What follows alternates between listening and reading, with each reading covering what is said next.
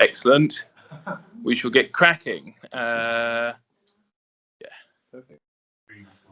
Should I put it with wide spectrum? Oh dear. Wide spectrum or just normal? I don't know what the word. I don't really know. I'll keep it on that. It seems to be fine. Hello online. We're just getting cracking. You haven't missed anything. Great. Okay. Wonderful. Welcome back, everyone. We're going to look at Roger Scruton today, and we're going to look at a chapter of this very beautiful book, The Soul of the World. I don't know how many of you were able to find it online. To the excerpt. Yeah, perfect. It's a really great book. It's sort of looks at the human person's place in the world, the material, and the kind of the metaphysical, the spiritual side, and how they fit together. It's just, and it's very beautifully written. I've got it on my page anyway. He's how many of you know of Roger Scruton? I never heard his name before. Yeah. Okay. Yeah. Sorry. Not through Buckingham either. No, you wouldn't know, because he was associated with Buckingham. Right. Yeah.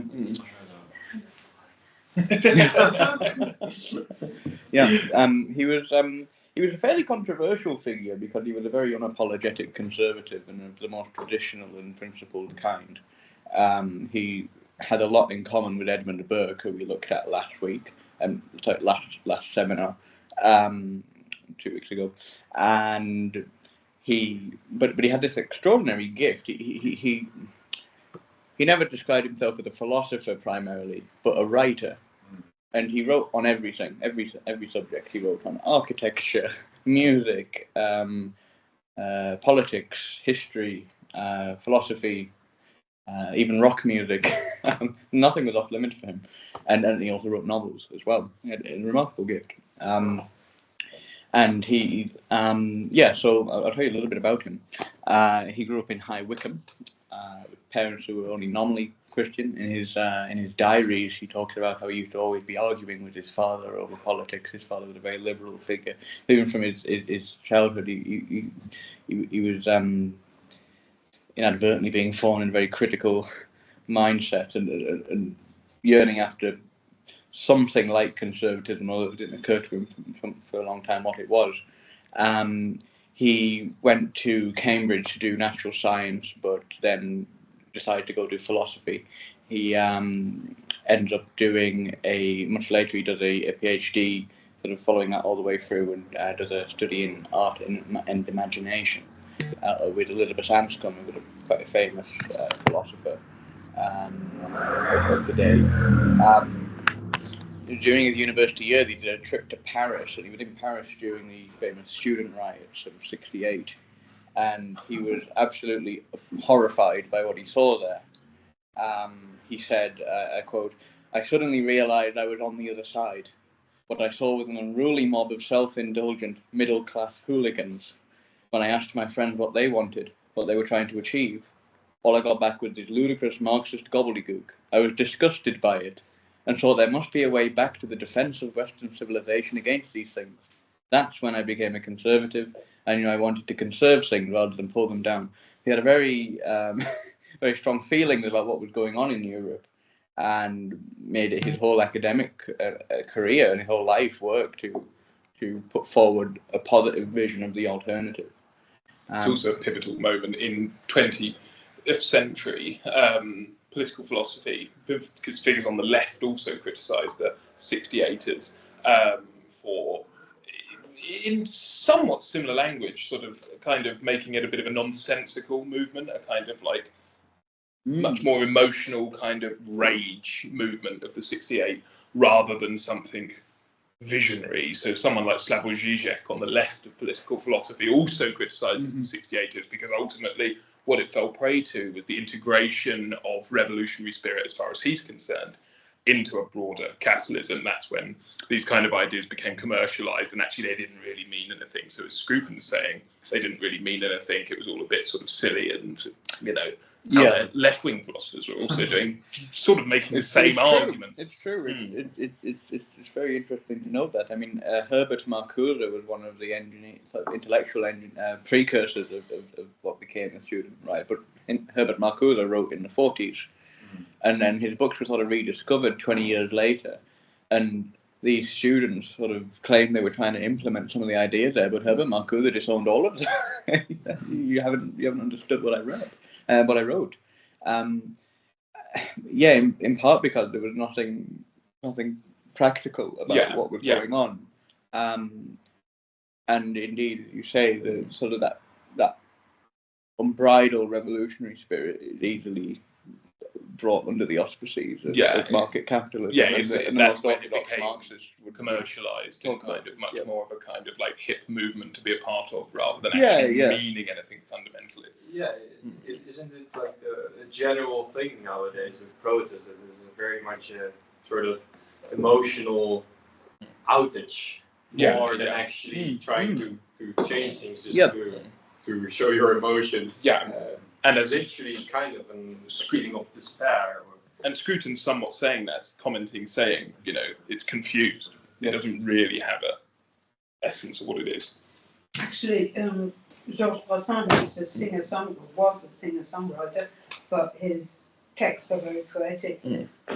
Even they read them in schools. He wrote a song, Mourir pour une chose, die for a cause. The trouble is only, I don't know for which cause I should die. Yes, So just kind of like choose one, pick at random. Sort of thing. Exactly. Removes the meaning. I think a lot of people find themselves in that place. Definitely. But then in Germany it was completely different because there was really something solid there, because all the Nazis came back to their previous position. Yeah, exactly. People were very frustrated with that. The Bader-Meinhof gang just became and all the sort of incubated left-wing rebellious elements as well. Yeah, they Just just in the 60s. Yeah, sort of. They found their way back into government offices and were kept quiet. There was a certain wisdom that emerged in Germany to do with, if you have wealth, you really just keep quiet about it because the wealth probably came from and there's a lot of people in that position. Professors at university were reinstalled. Yeah. Speer, the architect of Hitler. Just a bit in prison, and that's it. And then as reaction, you have left-wing terrorist groups like the Bader-Meinhof gang who start trying to take out figures who, as you're explaining, are reinstated into these positions after that period of time. So, in 1982, Scruton became the chief editor of the Salisbury Review. It's not so well known. You can find in really old bookstores some collections of the articles that were published there. I'm very fortunate to have come across one of these, one of 3 volumes that were collected together of essays on conservatism, and it's a really great volume. And it was publicly opposed to Thatcherism, which is also very interesting. So similar to what we've just said about the relationship between sort of the new left and traditional leftist thinkers, Thatcherism is in an analogous relationship to traditional conservatism. It's completely devoid of traditional conservative principles. It's got nothing of the intellectual substance to do with like an anthropology. Who is man? What is his place in the world? What is his relationship to the state? Thatcher's politics is purely economic. It's revolutionary. It's arguably, in many ways, very much the antithesis of small-c conservatism. Yeah, no, I think so, and because Thatcher has now framed what the Conservative Party identified itself with, and it's fundamentally libertarian. It's not conservative. They have very different views of freedom, as we'll see actually on the next slide, I think, or the slide after, what the conservative view of freedom is. The distinction will be clear. He became quite known for being this very ruthless critic of the thinkers of his day. He wrote Thinkers of the New Left, published that in 1985. It was a series of essays on sort of writing against E.P. Thompson and Ronald Dworkin, who were well-known English historians. Galbraith, the American economist, Sartre, Foucault, Althusser. There was a republish of it in 2016 where he did Fools, Firebrand. Yeah, Fools, Frauds, and Firebrand. The Thinkers of the New Left, where he exchanged it for a lot of new essays on people like Lacan, Zizek, updated some of his thoughts on Sartre and Foucault. And it wasn't all negative. Actually, it's interesting to read the chapters on Sartre and Foucault in the 2016 edition, because his criticism is softer. is a bit softer because he recognises that toward the end of both thinkers' lives, they began to think a bit more. What Scruton would characterise as a more authentic way. And practically. Yeah. We saw this with when we were doing our one on Camus, for example, in the later works like that, Bread and Freedom. A greater analytical approach to how you might structure a society in smaller texts rather than the grand philosophical works that most people read. But Derek, a colleague of ours from St Andrews, got me a copy of that. As I idolise these French New Left figures, I got a copy as a jibe to say, read this false firebrand of thought. So I proudly have a copy of Scruton sitting on my shelf. Yeah. Because you're only Scruton. Yeah, it is. Very funny. One of my favourite things about Scruton is that he went, around this time, he went to Czechoslovakia and he founded an underground university during the Soviet occupation of Czechoslovakia. And he smuggled in books from the West and he hosted lectures with a friend of his. And he also, while he was there, got to know Václav Havel very well, and he became the president post-fall of the Soviet Union. And so Scruton is very deeply revered still in the East. You go to Hungary, Budapest, you find cafes for Scruton. He got medals from these governments. He was the teacher. Yeah. Well, I've been to Budapest a few times. I did say to Jack that I would go. Should this young man? I think he has about 3. They tell me if I'm Yeah, there's three, and one is a restaurant and 2 are cafes. I've been to one of the cafes. Yeah. He was also the teacher of Viktor Orban. Yeah. Oh, really? But It's an interesting. I know a little bit about this because the teachers on my course at Buckingham were friends of Scruton and took over the teaching of the course after he died, and they say that the relationship was a bit difficult because Scruton was very worried about Viktor Orban going much more towards the extreme of the conservative dimension, and I tried to counsel him on certain things. So they maintained a friendship, but Scruton intellectually was critical. But if Scruton was ever in Budapest, Orban would drop him everything. Hey, come over to the palace. So it's really interesting. And that's quite surprising for Viktor Orban to do something like that, because he, again, I think if you're an enemy of his, or disagree with him, he'd cut you off. Well, that's my. Yeah, but I mean the difference was quite probably. My impression of Scruton is someone who tries to express his disagreements fairly charitably, especially with friends. I mean, very Aristotelian almost, trying to will the good in his friend, but doesn't necessarily manifest much as he would like. Okay, so in terms of his intellectual heritage, Scruton got a lot from Kant, Immanuel Kant. Oh yeah, of course. Did Scruton write about wine? I'd imagine. Yes, he did. Yeah, and seriously, and it's a really funny book because it's titled "I Drink, Therefore I Am." I have heard of this. So he literally wrote on everything.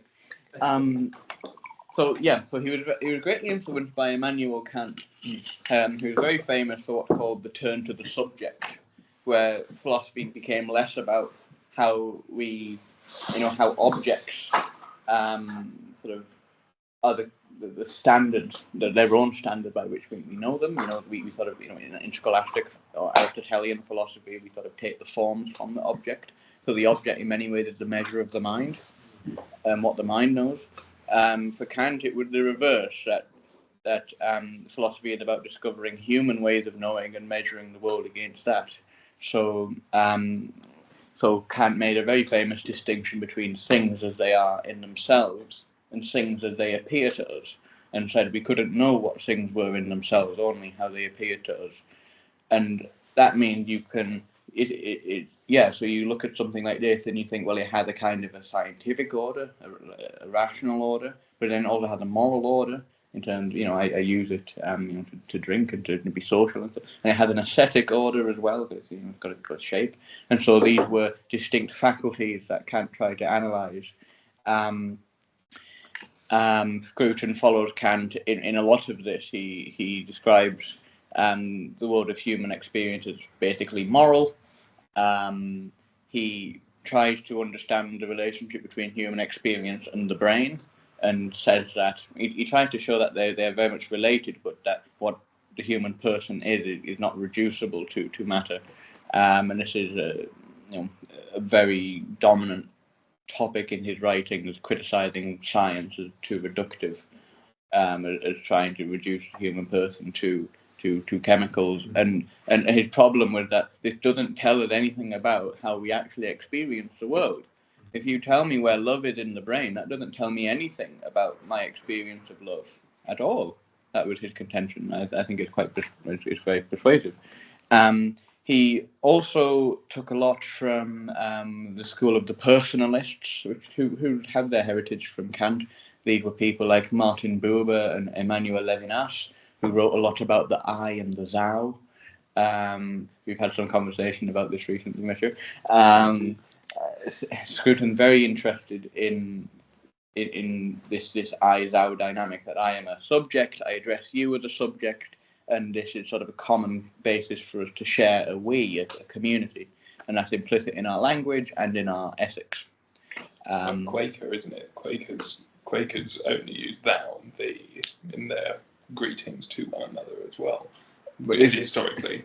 But it's not so much about the language as in like the word. It could be you. It could be any word. Oh right. Okay, but it's the fact that creating that relationship. It's the fact that what I am fundamentally is a moral subject. Yeah, is relational or who is accountable to others. Yeah.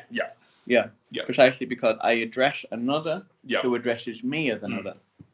And that's it. That's the basic level of our language and of our experience. Well, that's quite post-structural, relating it to the absent figure of this seminar, Foucault. But this is very much like relational concepts like that in terms of like the definition of the self defined by the relationship. It comes from Hegel. Yeah. Exactly. I mean, it begins in Kant, because for Kant, this inner world of this moral life of the subject. And phenomenal. Well, I don't want to introduce too many terms because one easily gets swamped in Kant. But this inner world of the subject, which Kant also gets from Rousseau, is primary, and it's sort of the origin point for all our ways of knowing the world. So Kant does envisage, so he distinguishes the sort of the scientific knowledge from the moral knowledge, the practical knowledge, from the aesthetic knowledge. He envisages that they do have a root in the subject.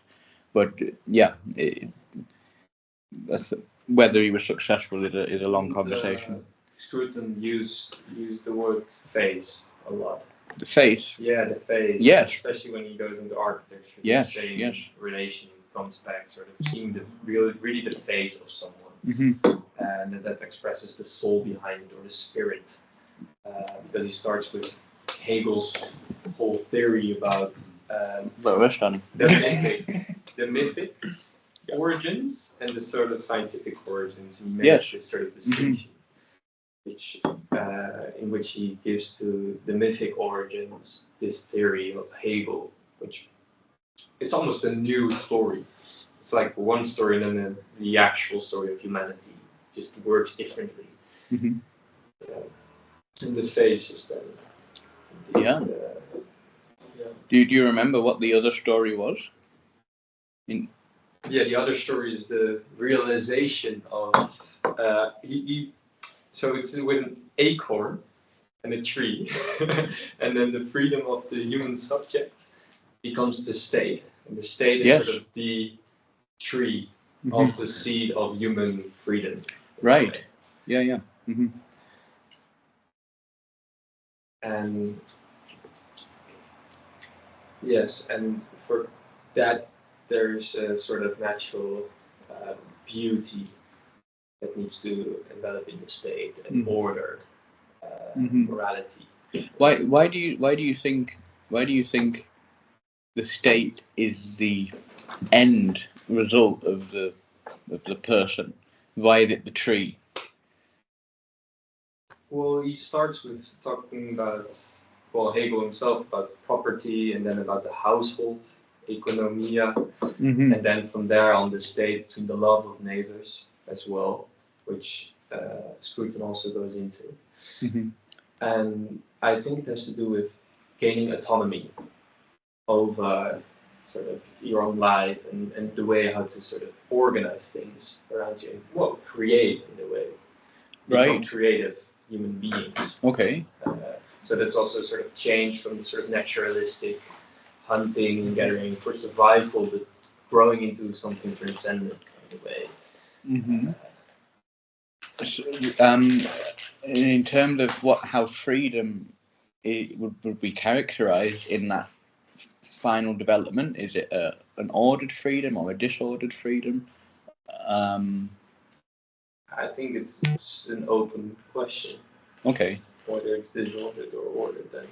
My reading, and so we can turn. But you told us most of what's on the slide. Which is really what great. he says is that Hegel says that it is sort of unopened in a way, that it always becomes sort of the tree, just like every seed, right?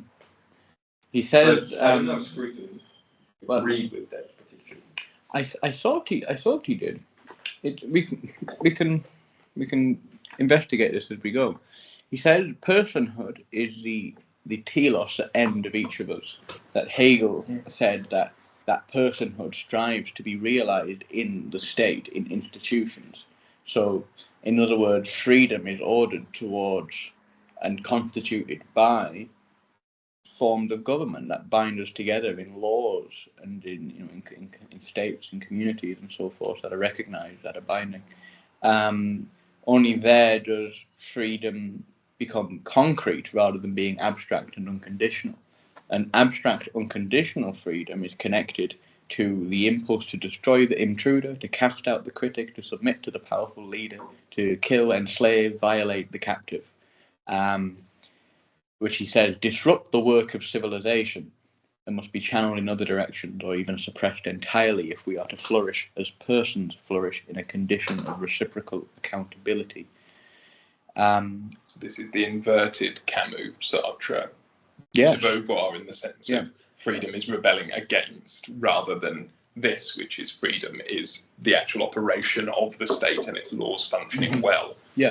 A very crude way of putting it is that the state gives you freedom. Yeah, exactly. But it's not metaphysically true. So you have rather than a negative. It gives freedom a use. Yeah. A context in which it's effective.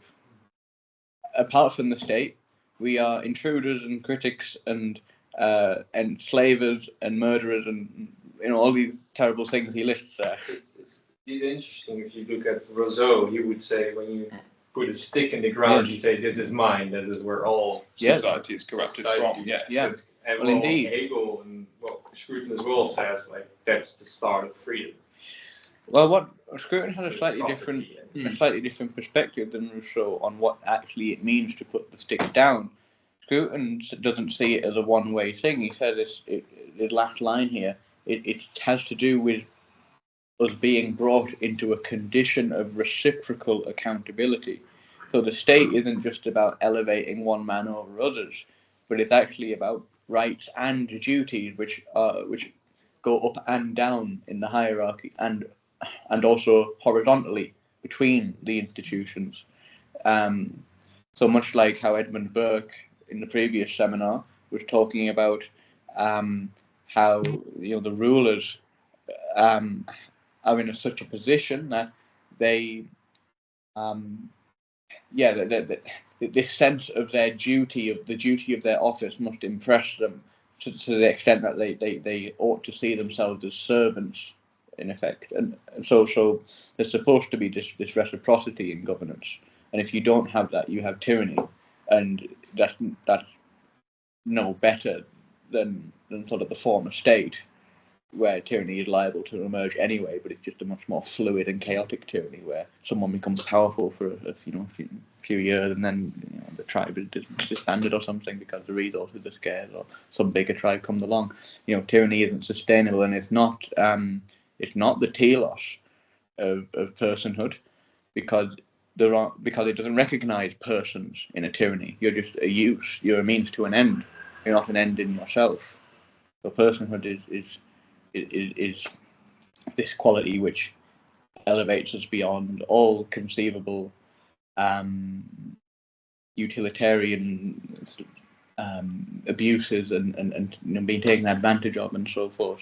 We're elevated where the other has to address me in a manner of respect and common humanity, and we are accountable to one another.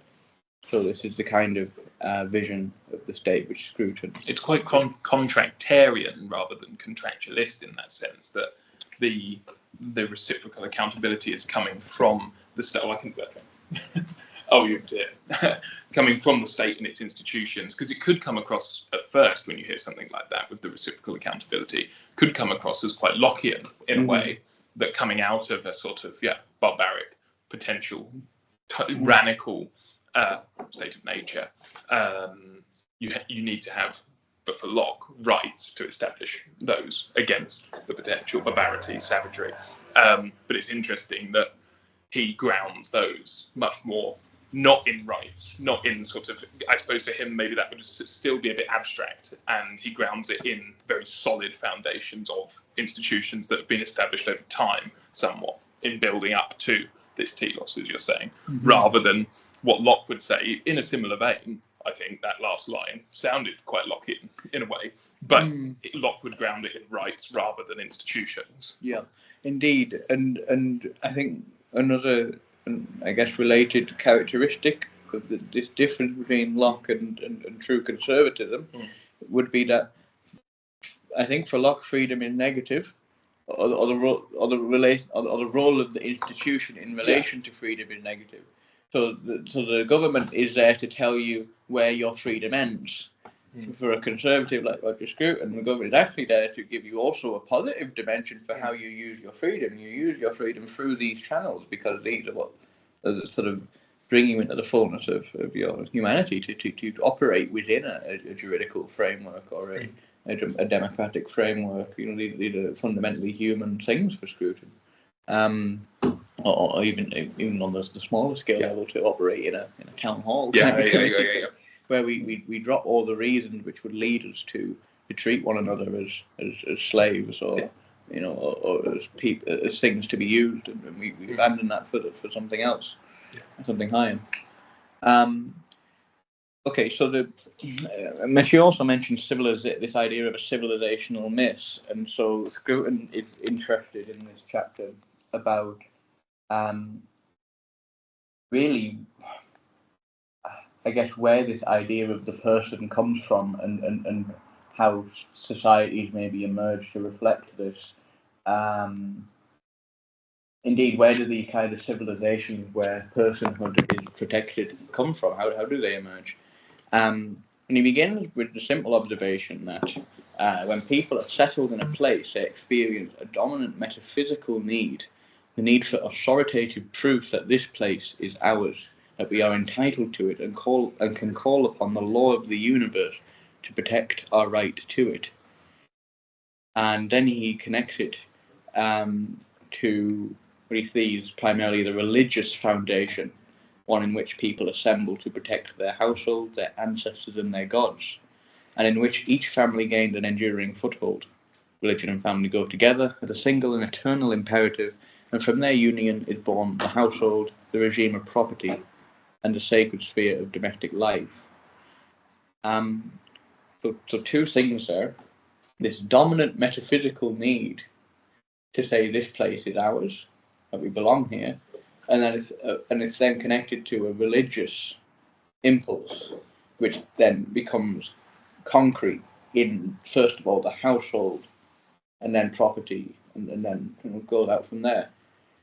I wonder why he chooses the language of the metaphysical need and then the religious need. Why not a legal? Why isn't it enough to say, well, I have a legal or sociological sort of need for, why is it more than that? Perhaps.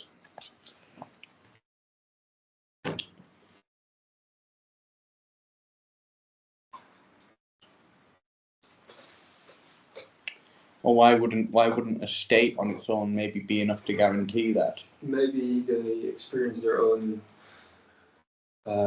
finite being, but they long for, so when they say the need for an authoritative proof that this place is ours, and therefore something metaphysical, something eternal, maybe. Okay. It makes it also sort of be protected, give this feeling of a home that never sort of goes away, giving the way for generations to come to live there. Right. It's like a sense of belonging. So if you legally own somewhere, you might still not feel like you belong. Well, I could be reading it wrong. No, indeed, I think that's right. But but the mystery is, what is this need for belonging? What is belonging? Why do we want to belong? A religious professor at my university in Utrecht who wrote almost all his papers on this topic of belonging. Yeah, right. Belonging in itself is a very personal thing, isn't it? Like you can feel as though you belong in a room or in a place or in a job, or whatever it may be. But whatever your personal feelings, it can be completely different from what somebody else may interpret. That is my opinion. So whether you have belonging is inherently down to the individual and not anything else. It's the way that I would interpret it. Well, there's also this I and thou thing again. That this is given to you as well, which we see here. It's authoritative proof that this place is ours, given by it is relative towards the other, and therefore sort of settling in that place. Do you think that being able to say this place it belongs to me is a precondition to be able to address you in a way? Do I need to somehow have a stake in the world in order to address you as a subject? Is that a precondition for subjectivity, or for the I-thou relationship? If I have nothing that belongs to me, can I address you as a moral subject? Am I anything if I have nothing that belongs to me, or a place to which I belong? Well, I wouldn't say so, no. But in the same way, I feel like relation becomes the most fruitful in a way when you really depend on the other, and the other depends on you as well. Yes. That would be the sort of ultimate relation. And then that would be a sort of self-emptying, which wouldn't particularly say that you have, but of course in the first place you would need to have something yourself to be able to give. But right. And what would you need then? You would need, if you need to have something to give, you need something that's yours. Yeah. A place and then property. But I wouldn't read that as I need a place that belongs to me. I would read it as I need a place I belong to. Okay. Right. Yeah. And do you think that then lends itself more to the kind of reciprocity of the I-thou that mature is more interested in? And that Scruton is also interested in. This sort of place you belong to has this more infinite value than you as a finite being to. Lost. I think there's a certain nostalgia, a certain connection, a certain trajectory that you see talked about from ancients through to what Scruton's talking about. I mean, someone like Confucius talks about the need for ornament, the need for these things that connect us to the past, something that might not be a rational kind of build-up of why someone would want to live somewhere, but creates a certain sense of nostalgia, of heritage, as the series is titled, when he's talking about a metaphysical need, something that transcends practical reasons for living in a place as well. I think that's very much an element of this belonging, that a sort of perennial reason to be placed here. That is the metaphysical connection, this sort of feeling that there has always been a link back into the past. And Confucius would call that the ornaments that pass through history. And I think sort of irrational elements maybe, but that is that kind of metaphysical side of it. Okay, good. Let me read something from the middle of the chapter where he's actually written this in another book, an imaginary, almost like letter of someone from ancient Greece in colophon, describing the difference between the architecture in colophon and the architecture in a modern city. It's really quite interesting. I think this will connect to some of the things we've all said here. She writes, but I have not identified the real difference between ancient and modern colophon, or the real way in which we shape and are shaped by our buildings. These things cannot be understood, it seems to me, in secular terms. Our architecture derives from the temple, for the reason that the city derives from its god. The stone of the temple is the earthly translation of the god's immortality, which is in turn the symbol of a community and its will to live. The temple, like the liturgy, is forever, and the community contains not the living only, but also the dead and the unborn. And the dead are protected by the temple, which immortalizes them in stone. So the basis is the community's desire to express itself and to endure through time. I think it's important then what you say, Stephanie, about it's a place where I belong. It maybe also is also a place we can belong. It's hard to make that transition from the place that belongs to me. Maybe that's more libertarian. Maybe this is the difference that we mentioned earlier. And maybe, maybe the desire for belong is something we experience together, and then that is how the ideal. But then it still has this dimension of the household and then the property and so forth. We there's something that is ours collectively, which we share, and then from this, new distinctions emerge between what is the property of this household or this individual and so forth.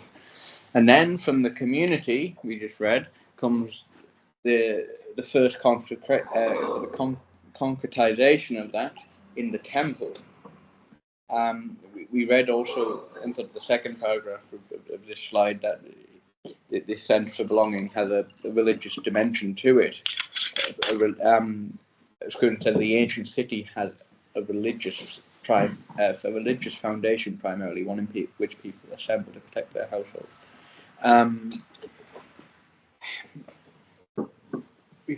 Thank you, Simon.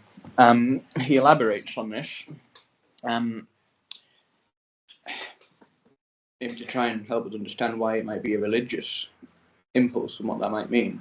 It is natural to believe that places are made sacred by the temple that is built on them, and by the act of consecration that initiates the building, such as is implied in the Greek and Roman myths. In the Old Testament, however, it is the other way around.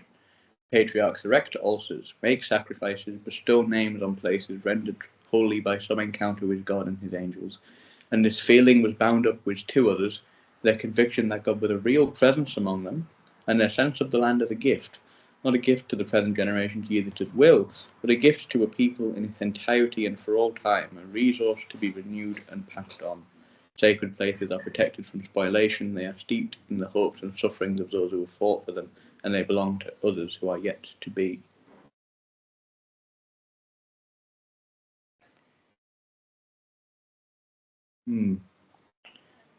What is the religious dimension here, exactly? What does it boil down to? I mean, this might be a guess, but I think that it does touch on points on the future generations in respect to the past. And I think the religious kind of dimension plays into that certain places are created in a way where we want future generations to use them, and also places that have been around. Again, our ancestors have used them as well. I don't know that could be wrong, but I'm still not sure if there's any other kind of religious dimension there. Well, I think you're right. It has to do with this passing of generation to generation, and they then presumably are handing on something which they have themselves received. I think the fundamental dimension is this idea of gift. We've received something inexplicable. We've concretized it. We can make a house, we can build something, but it's more than that. The conviction that God was a real presence in them, and their sense of the land as a gift, right? Yes. Yeah, because they erect altars, make sacrifices as well. The gods, they feel rendered holy by some encounter with God and His angels, and they feel inherently obedient in a way. Well, maybe they're not obedient, but dependent on a God. Because the whole stories of the Bible, of course, for example, is a fall and sort of coming back to God. So then to make this beautiful palace and have Him dwell in your city is this victory out of a loss which still lingers in the memory of the people. And so hope to have their God in their presence for the generations to come. And well, of course, to live good and happy. You mentioned the fall. I think that's quite important also in the biblical context, which you're commenting on here. Also, yeah. Could I just quickly add to that? Yeah. I think it's also very transactional in the sense that it's an investment of passion, of emotion into these things, whether it be the temple, quite literally, or just a religious further investment into these things. What are the things around London that make one feel nostalgic or connected? It could be seeing a Nelson's column, and him saying, "By God, I've done my duty to protect this sacred land at Battle of Trafalgar." But that is an investment of emotion, of passion, something again, irrational.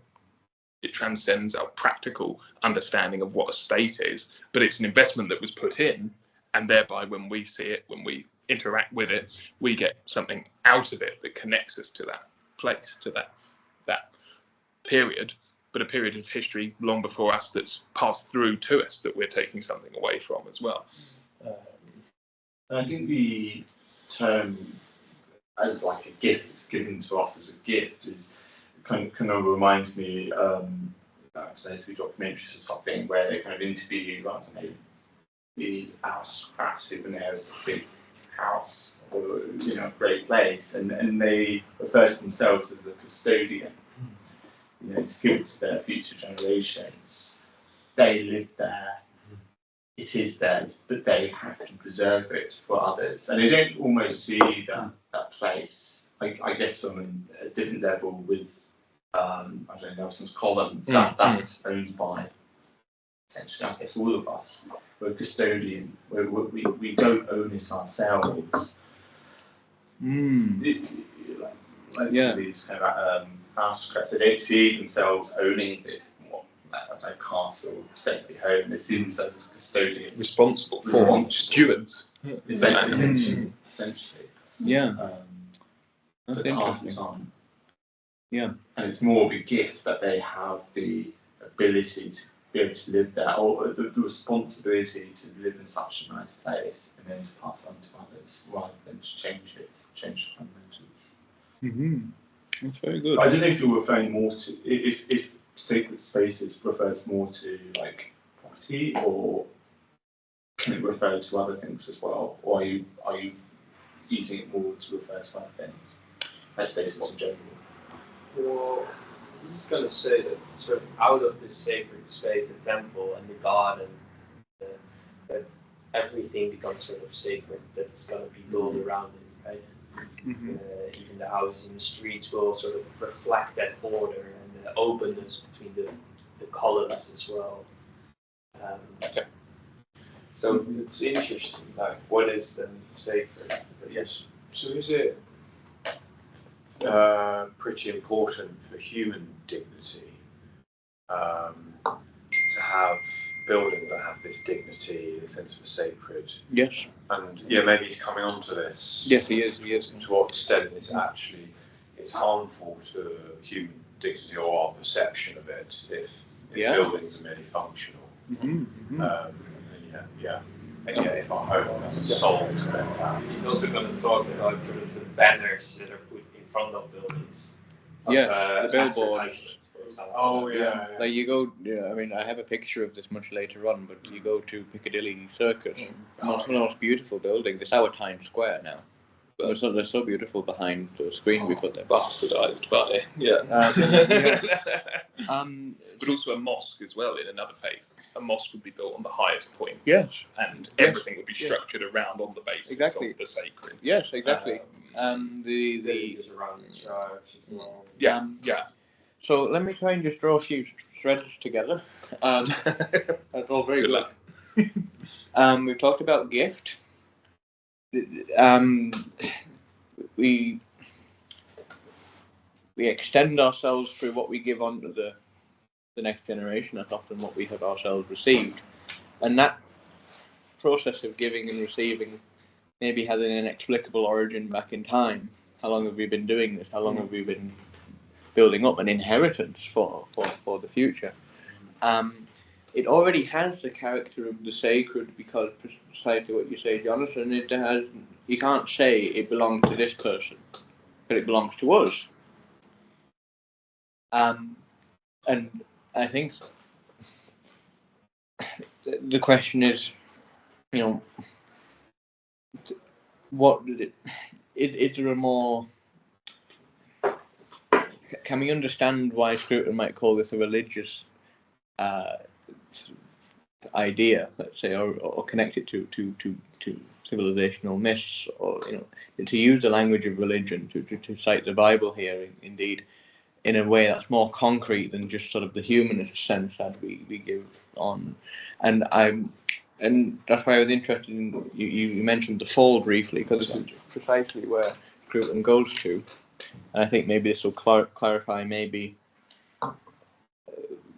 why Scruton's language is actually quite important. It isn't just poetic. I think that's worth exploring. He says, referring to Exodus, that story is also a myth of origin. This myth does not tell of our expulsion from paradise and our separation from God. Rather, it tells of our rescue from wandering and conflict by the collective decision to dwell, so as once again to be united, though in another way, with the God who has expelled us from our former dwelling place. The story begins with a temple, and that temple must be fit for the God who inhabits it. It must be a permanent home, expressing an eternal presence in the city. Hence, founding temple should be stone. It should contain a sanctuary in which the God can both be concealed from his worshippers and revealed to his priests. But it must also be a public place. The temple symbolizes the collective intention to dwell in this place where the community has made a renewed bid for permanence. Hence, it should be permeable to the city, perhaps surrounded by an open space, and with colonnades, aisles, cloisters, precincts, in which citizens can freely associate in the benign presence of the God who watches over them. Okay, let's stop there. This myth, at the very beginning, this myth does not tell of our expulsion from paradise and our separation from God. Rather, it tells of our rescue from wandering and conflict by the collective decision to dwell. What does this mean?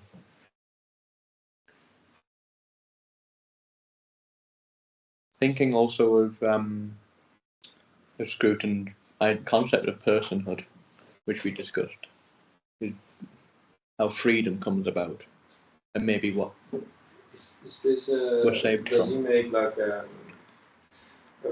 referral to the sort of scientific origin, sort of wandering in conflict by the collective decision to dwell, like us dwelling with human beings? Does he make that sort of reference?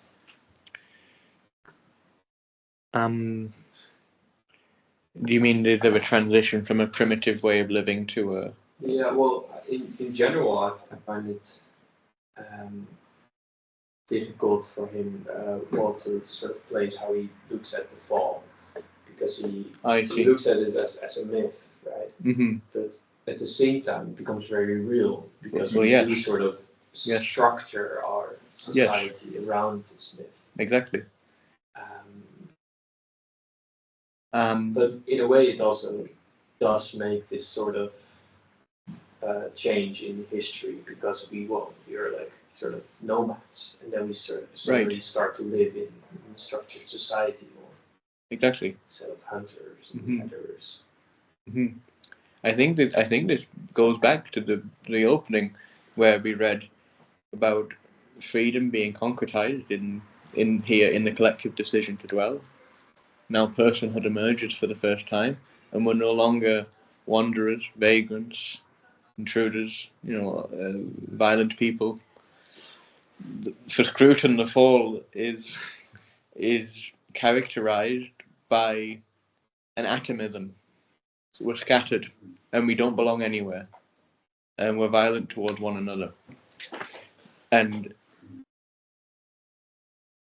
this is characterized as our separation from God. And the biblical story, the Exodus narrative, is the story of the collective decision to dwell. So as once again to be united, though in another way, with the God who had expelled us from our former dwelling place, to build a temple, a tabernacle, have him dwell in a paradoxical presence and absence in the tabernacle, as a reminder of this decision. Of course, the Exodus story, they're actually called out of slavery as well, but they're called into the wilderness in order to found this temple. So it seems there's at least partially a human yearning to wander and to move through the desert.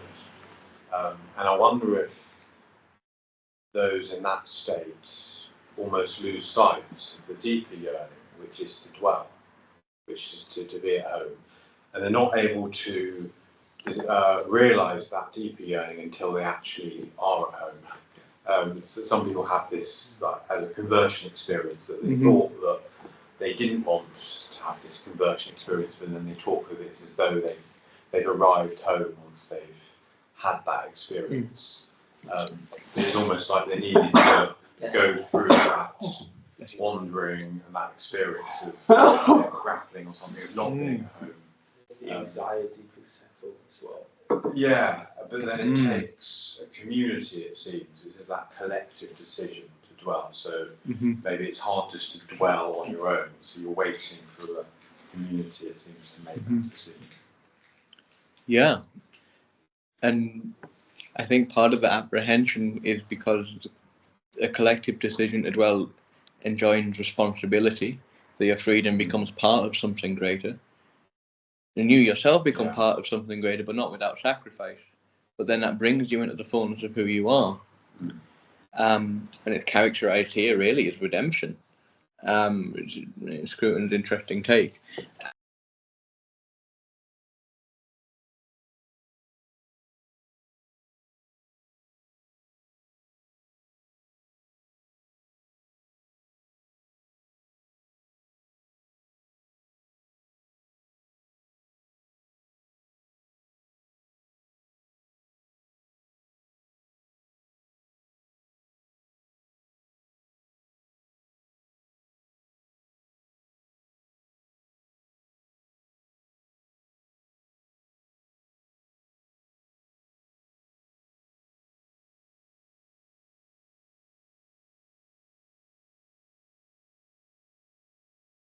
Okay, sorry, we're back. We were just discussing. We're just going to continue a little bit longer. Logistics, and we're going to continue maybe for another 15 minutes, 20 minutes or so. Okay. Great. How then does the temple in its architecture express these things we've just been discussing? From the text that we have here.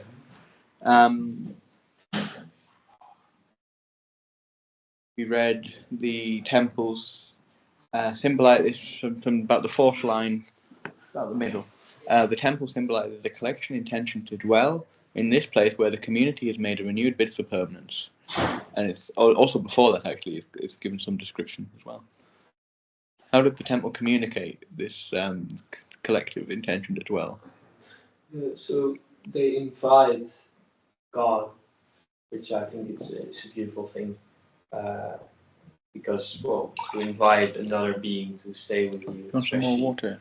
Thanks. It's that which rescues you. And then make a sacred space for him, make it beautiful, but also enclosed, such that only with reference.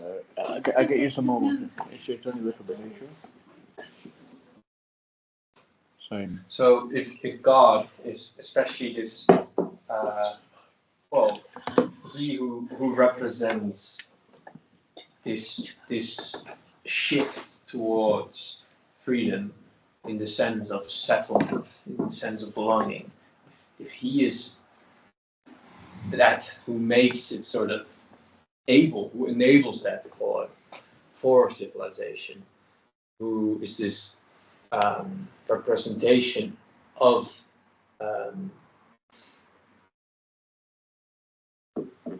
community in a way, but of the sacred, of we have found our home. And you invite it, and you create a space in which it's well enclosed, such that if we want to go there, we really need to be sure that we actually told ourselves, like, yes, I want to be here, I want to settle here. I do off with my sort of old nomad way of living, and I make myself pure, and then I can go. And those are the priests, right? I think in connection with that point, there's a paradox in that I noted from somewhere else in the chapter that the architecture of the temple must point away from this world. Yes. And that struck me that in order to somehow feel fully at home in a building, that building needs to point away from the world as well as being open to people to come from the world.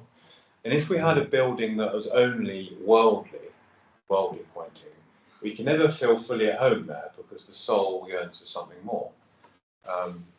And yet, he talks about this, it's not simply stone, but a witnessing stone. It needs to point beyond in order for us to belong. Yeah, the second paragraph on right. Exactly, very good. The temple is not fully part of the city. Metaphysically speaking, it's a place on the city's edge, a place filled by the god. And architecture must show this. It must point away from this world as well as being open to the world's transaction. It's not simply a stone that surrounds us, but a witnessing stone brought alive by carving, moulding, light and shade, for us to stand beside us in an observing posture.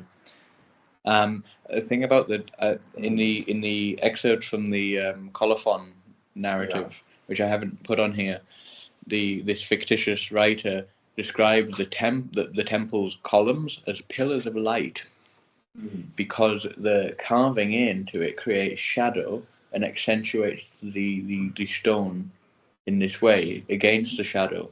And she called it a pillar of light. I thought that was brilliant. Nice. The subtle detail that you find in architecture that communicate precisely this this idea that this is a place which, in order to signify what dwelling mean, which is a metaphysical need, perhaps a religious need in a more serious sense, and looking beyond the present, looking intergenerationally forward and backward, it's got to have this this paradoxical element about it, where it stands for something beyond itself. You even put pillars at the emblem of your the reading club itself. Yes. History of Ideas. Yes. That was bright lights bursting inside of it. We have some.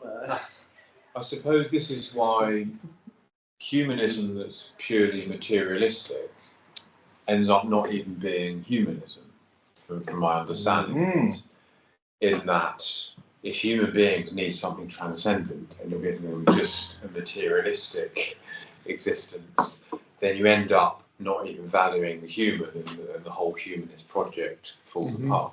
Indeed. It goes back why to we this. need this. Exactly. Yeah. I think it's really quite brilliant. This is the I think this is in Sofia, this is in Bulgaria, Sofia. Yeah, that's the Russian Orthodox temple, cathedral, and that's obviously the Pantheon and the Acropolis in Athens. On the edge, the way space is used and everything is around it, and it's distinct. It's clearly distinct in every respect, in the architecture, in the location, the space given to it, the posture, the crowning, the use of this. Yeah. Wow. Going into this paradox a bit deeper, we have St. Paul.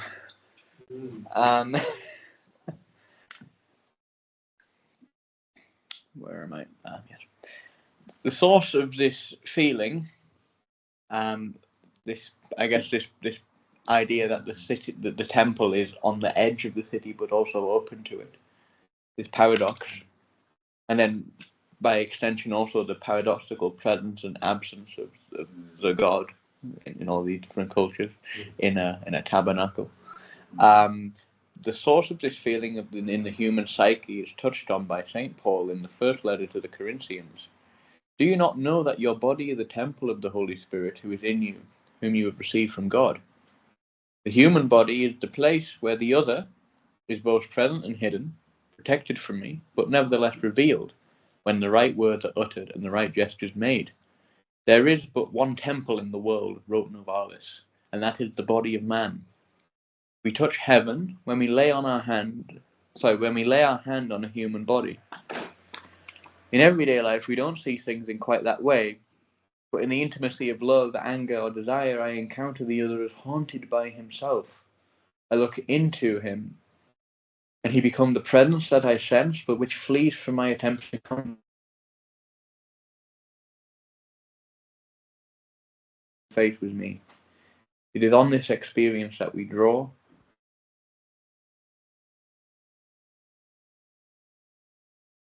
In your body. So now that everything we've been saying about this paradox the temple tries to capture is brought into our own experience of ourselves and of the other. An experience that I don't share with animals. I don't find the Zhao in the animal, but I find the Zhao in you. Well, it's especially beautiful because we don't always sense sort of the divine thing in a human being, but sometimes we do. And so it's in a way hidden, just like in the temple, there's this hidden place where God dwells. But on the outside, there's these pillars, right? And the light just can shine through it, as it were. But in a way, it comes from somewhere else, but it dwells in you, and we still get to sense the expressions when it comes out. So, yes, you see the similarity so beautiful in between the temple and the human body. Not really in the sort of very direct sense. Like, it's not like I see a temple right now, but you see it as that the expression, the face, right? That expresses that which inhabits you there, which is so enclosed. The human body does actually become a temple.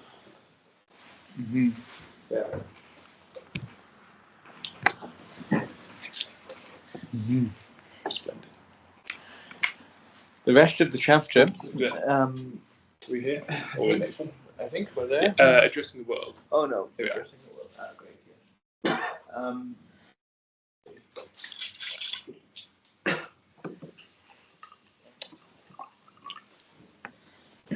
We'll now see Scruton try and connect this insight into the human person back into architecture.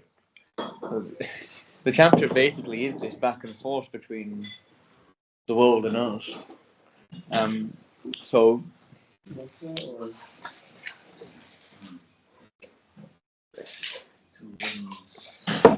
Before a sacred place or artifact, I stand back in a posture of respect. This bit of the world, I believe, is inviolable. Just as the subject appears in the human faith and lays before the assassin and the abuser the absolute no, so does an observing, questioning, interrogating I appear in the sacred place and command us to respect it. The experience of the sacred is interpersonal. Only creatures with I sorts can see the world in this way, and their doing so depends upon a kind of interpersonal readiness, a willingness to find meaning and reasons, even in things that have no eyes to look at them and no mouth to speak. How is it that a building acquires this I-ness? What does he mean here?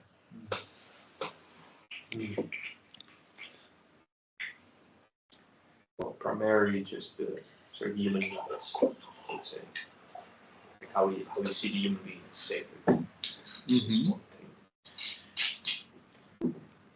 thing. But it seems to be the recognition of something. So it's a human person, perhaps inspired by God, has designed it and implemented it. And in a beautiful building, in a traditional sense, there's that imprint, I suppose, of the human mind, a bit like a human being has an imprint of our creator. In contrast to a functional building, whereby there's just how can we do this for the cheapest possible way, and there's not a clear sense of design on it. So yeah, here we go. This has got the a clear imprint of its human author. And maybe of a community as well. He deeply cares about this as something. Does he talk about how it announces its existence as an end in itself? Yes. This is good in itself, and then functionality follows. Exactly. So, I mean, both of these are functional. We have a doorway, we have a balcony and a terrace. But the doorway is just full of grace and full of these sort of additional signals of what this is. I presume this is a side entrance to a chapel or a church or something. Or maybe it probably is a main entrance to a church. It's just because you can't see how big it is. Because I think, if I look in, it's hard to tell. It may just be Baroque, actually. It is Baroque architecture. Anyway, on the left. On the right, this is a bit more modern. You know, no one has to design a building in this way.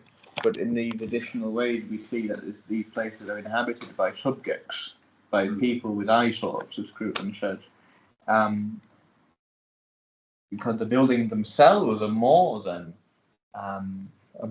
brick, more than concrete, more than dust, more than plaster. These elements are united in a way that communicates this subjective significance.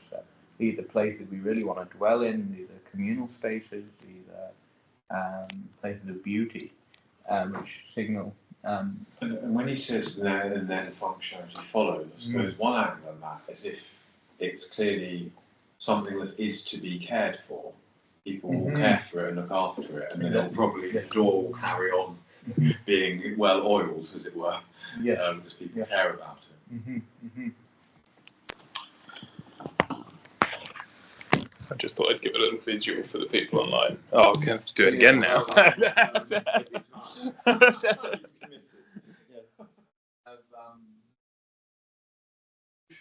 And I think this is the King's Island. I don't know the name of it. The King's Island in Stockholm. The same. So you go down the road from where the King's Castle is a palace, and you have this wonderful. It's the old town basically. So beautiful.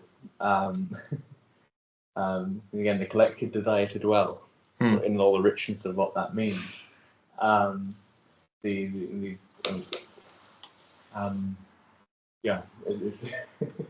Because you read his very beautiful descriptions of architecture in the book, and then you look at places like this. It's illuminating.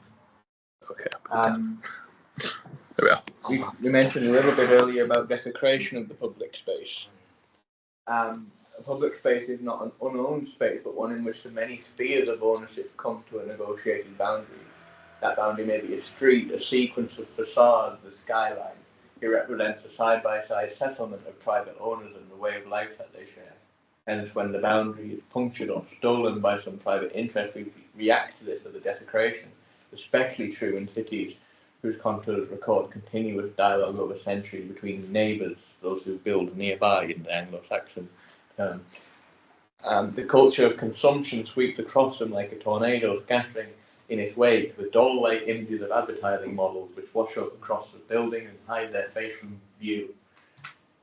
You see, you've got these great examples. This is in Budapest, and this is in Piccadilly Circus, where we have these such beautiful buildings. I can't tell you, I'm absolutely in love with the buildings on Piccadilly and Regent Street. They're really nice.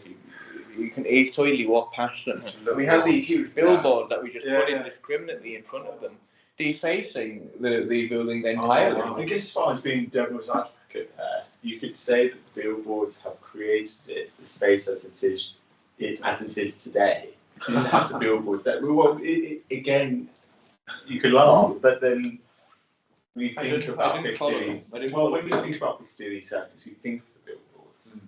If they weren't there, would you think of it in the same sort of way? And are they not a tribute? Are they not a tribute to our new sacred, which is commercial capitalism? No, I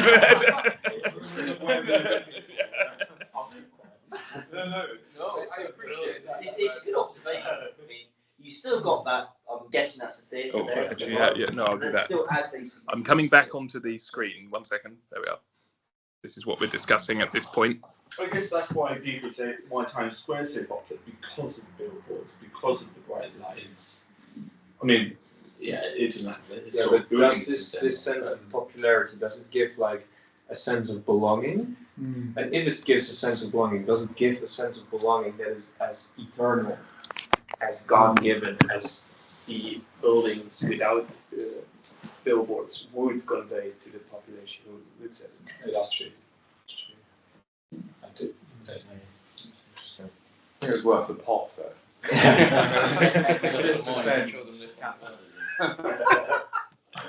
Right, we're back again. Here we are. So this is, my bad. This is on the left. We have Berlin. This is a corner of Berlin, graffitied up. Berlin had a very urban culture, very edgy, post-war and east-west divide thing. On the right, we have, guess where this is? This is Paris. I was going to say Buckingham. You can see, this image is a bit difficult because it's in the south. Sorry? Is that La Défense? Probably not, because there should be more. The library is large, but. Is this central Paris? It's not southern. It's I was nearby. Because central Paris, you only have one tower, literally, or one. Yeah, exactly. That's why it's surprising. Exactly. But that's not the Well, this was built, I think, in the 70s or the 80s. It's got a name. Because I find Paris is very good example, actually, of sort of what Scruton is talking about, which is really good architecture. Yeah, because nothing sort of points above the other building. No, exactly. It's It's level. like the libraries of the opera, only those. Yeah, the opera, the town hall, the churches, the cathedral. I mean, you still see the old the Haussmann architecture. It's 19th century on the side street, and then they just built this. It's also very strange. I lived in Paris, and then I moved to London. And this was very different. The primary change I experienced is that here there's so many buildings sort of pointing out between everything.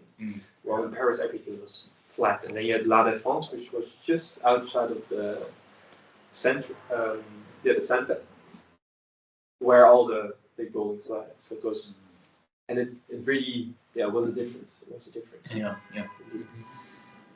What does all this mean? What do we take from this? We've already heard the distinction brings up the utilitarian, the purely pragmatic, and something more. When we contrast these two, for instance, utilitarian. This is from the promenade, the 2-mile-long promenade that goes out for a boulevard or whatever the proper name is, that goes out from Ceausescu's palace from Romania in Bucharest. Wow. It's the same block copy pasted. The Soviet architecture is really fascinating. They have they come up with a design for a block, and it had everything you need. It had a bus stop, it had parking space, it had a tree, maybe two, and then they just duplicate it. They calculate everything that people need, and and then they just duplicate. In Bucharest, in Sofia, very similar. But it's a little bit more variation, but it's still got this kind of cold element to it. That this was planned in the strictest sense of this word. And then you contrast this with Venice. This field lived in the richest sense. It's not organic. You use it, but it's also it's more than this. However, of course, It won't be there in about 100 years. No. However, of course, something which does relate back in an interesting way, again to Scruton, but also to postmodernity, is that these originally utilitarian spaces of former Soviet nations, of the banlieue in Paris, in terms of the kind of outskirts of Paris, in terms of somewhere like the Barbican, a project of at least socialist, sort of modernist projects, whilst built utilitarian, are in their own weird way, in our generation, starting to cultivate a certain emotional attachment that never was supposed to be there when they were originally built. I know, and for those of us who love our traditional architecture, it seems strange, but there is a whole swathe of people who now see an emotional rather than practical attachment to these. But this only serves to reiterate a certain cultural significance, a certain demographic significance that does evoke a sense of place and a sense of belonging, and in some ways justifies the discussion we've been talking, even if it's not a religious one. It's still something irrational, something emotional. Well, even the strangest buildings are made to fit that sense of belonging. I mean, the Eiffel Tower is a great example of this. When that was first built, everyone hated it. Now you can't think of Paris without it. It's become a home. So it's true that dynamic does exist. It's curious. There's some. I mean, I was in Madrid a couple of weeks ago. There was this strange modern building, modern sculpture that had been built there, which I wasn't so fond about, but apparently everyone loves it. It's sort of become quite emblematic of Madrid, of the spirit of Madrid. A closing paragraph from Scruton. Although by definition intrinsic values cannot be translated into utilitarian values, this does not mean they have no utility. Ordinary aesthetic judgments concern what is right and wrong, what fits, what harmonises, what looks and sounds appropriate.